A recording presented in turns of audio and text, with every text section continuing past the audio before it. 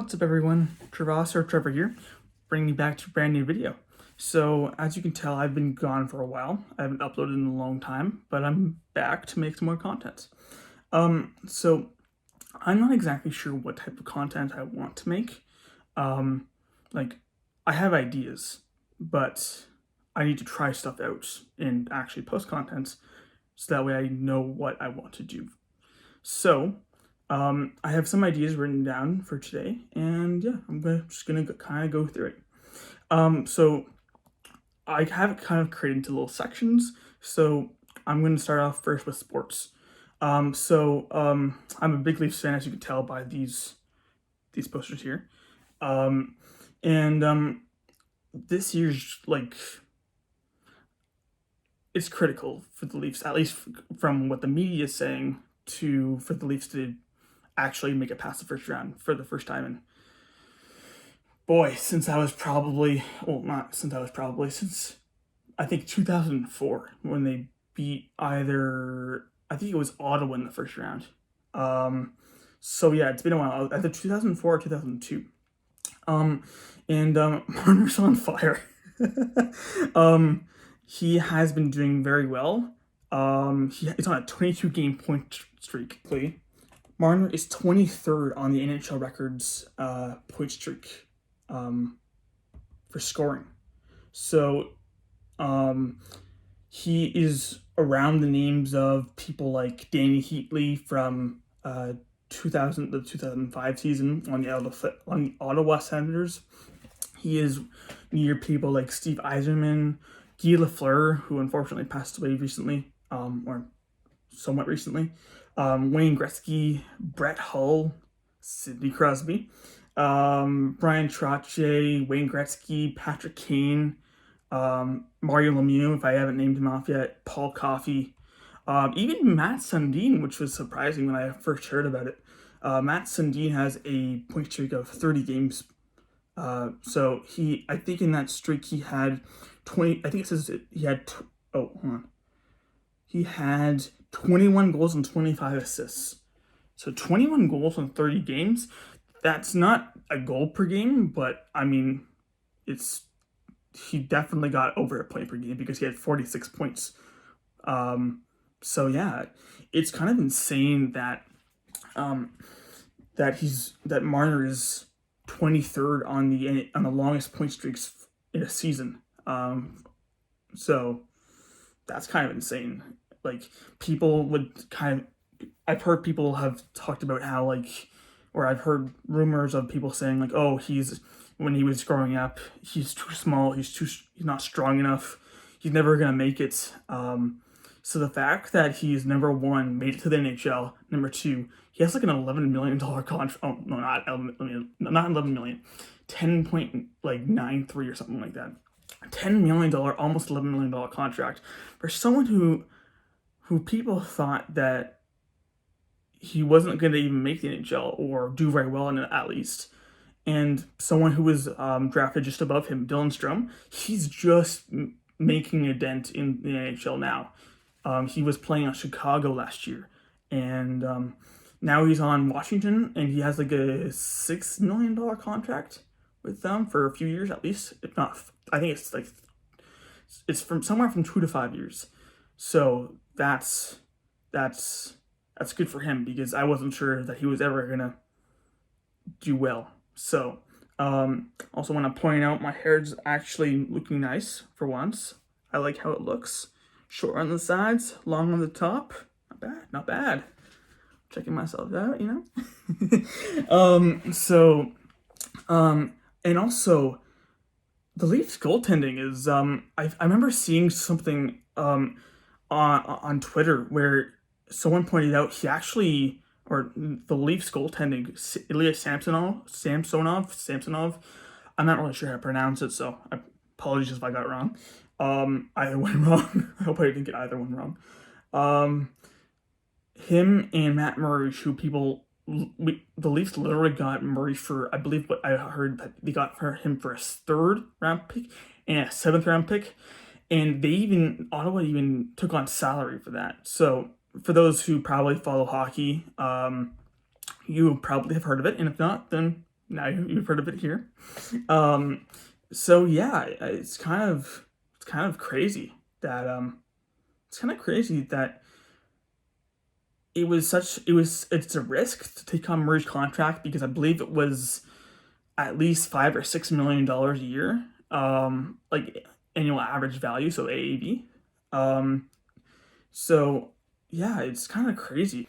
Yeah, our goaltending is like really good. So I don't think we've even had one of our goalies other than like for like 1 or 2 games like against Tampa Bay when Matt Murray surrendered that fifth goal in OT. So I think they lost 5-4 to the Tampa Bay Lightning to Alex Cornlorn, which kind of sucks, but it is what it is. Um, and yeah, I believe they have at least over 900 save percentage. Both of them. I think they're both around 927 and 932. I think 932 was Samsonov's and 927 is Murray's.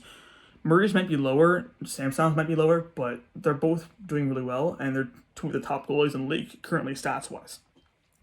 And when most would think the Leafs would crumble because of so many injuries to our defense, like Jake Muzzin, who is probably he might not even play another game this season or in his career, which um, that sucks.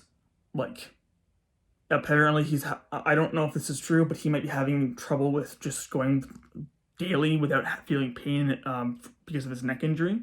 So that sucks as well. TJ Brody was out for a couple of weeks with an oblique injury. Morgan Riley, I think he tore his MCL or ACL, so he's going to be out for a few weeks at least from now.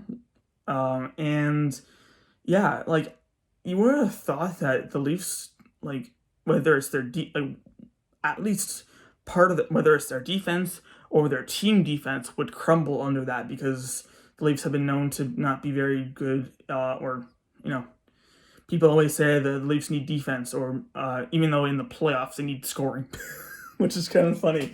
So that's interesting. But yeah, it's risen. Their defense has risen to the occasion. So it's pretty cool to like.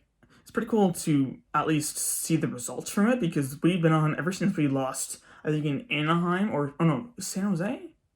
Yeah, San Jose. Um, about like I don't know how long ago it was, a few weeks ago. And ever since then, the Leafs have been on a point streak. About 14, 15 games, I think. They've had a 14 or 15 game point streak as a team for gaining points. So whether they would win in regulation, or they would win in OT, or they would lose in OT. They haven't lost in regulation for a long time, which is pretty awesome. And then another thing to add is Brian Hayes from TSN's Overdrive thinks the Leafs have the best group of four forwards in the league.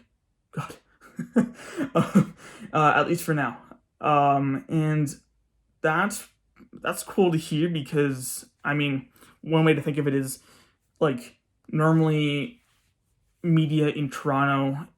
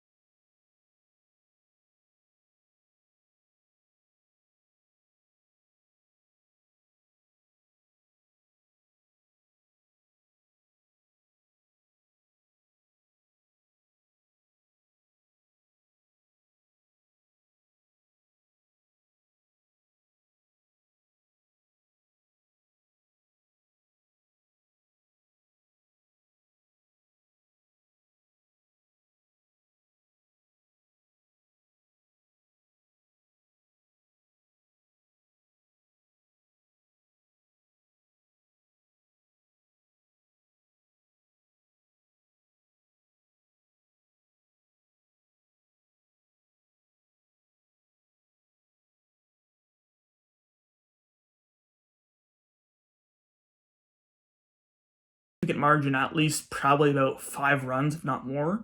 I'm probably mistaken. It was probably more than 5 runs. I might show it on screen. And they that was in the second game out of the two, out of or actually out of the three, because I think they get 3 games if it goes to. I think it's the best of 3 games, so whoever wins two. And yeah, the Jays lost the first one. It wasn't so good at all, and then the second one, they looked like they were gonna like annihilate them, and they choked, unfortunately. So yeah, another team that kind of chokes in the playoffs, but hopefully it was like a fluke. Hopefully, um, hopefully it's not gonna happen again, or at least not for a while. So yeah, and then for this offseason, the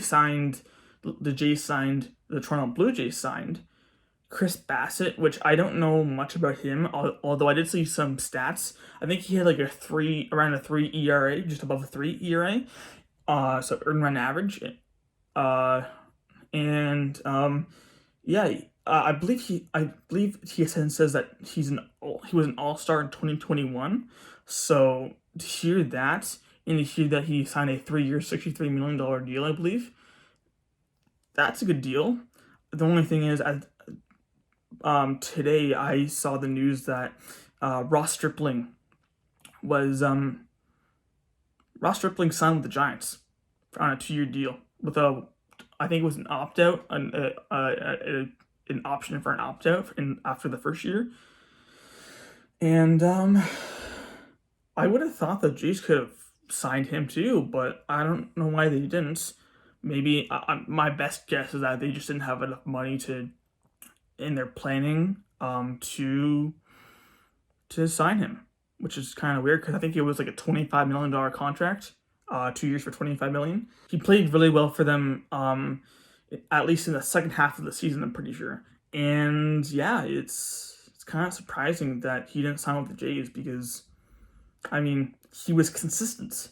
He was consistently a solid pitcher, solid starting pitcher. So unless they want to go for someone who's like Yusei Kikuchi, apologizing for how I kind of butchered that name a little bit, and then or they're going for Mitch White, which I haven't really loved him exactly as a starting pitcher, but hopefully if they just decide to go for Mitch White, hopefully it goes well. Because, I mean, the Jays have for starting pitchers, Chris Bassett's, they have Kevin Gausman, Alek Manoah, Jose Barrios, yeah, that's 4, and then, yeah, the 5th one they're looking for, but hopefully they go to sign someone else, in my opinion, unless they really believe in Yusei Kikuchi, Mitch White, or someone else I haven't paid much attention to or even really thought about. So yeah. What else happened? Oh yeah, that's right. The Jays signed Kevin Kiermaier. So I saw some memes about Kevin Kiermaier, or I think it was from Tim and Friends, something about they made a joke about how they don't he better not steal the game card because one game in close to the playoffs, or if not in the playoffs, about this past season or the season before, he stole. I think it was Captain Kirk, as many people call him. Alejandro Kirk dropped some type of information sheet that he had on his as part of his equipment that would help him figure out, give him more information about what to do in situations of the game against the Tampa Bay Rays. I almost called them Tampa Bay Lightning. Oh gosh. So yeah, that was interesting. The fact that Kevin Kiermaier saw it, picked it up, and then didn't give it back. So now the fact that he signed on the Jays, I heard it was reported that, or rumored, or whatever you want to call it, that he would probably be getting around $8 to $10 million I saw that on a fan account of the Jays. Um, or I forget what it's called, but like a Blue Jays Central or Everything Blue Jays, one of those accounts. So they're on Instagram if you want to look that up if you're interested.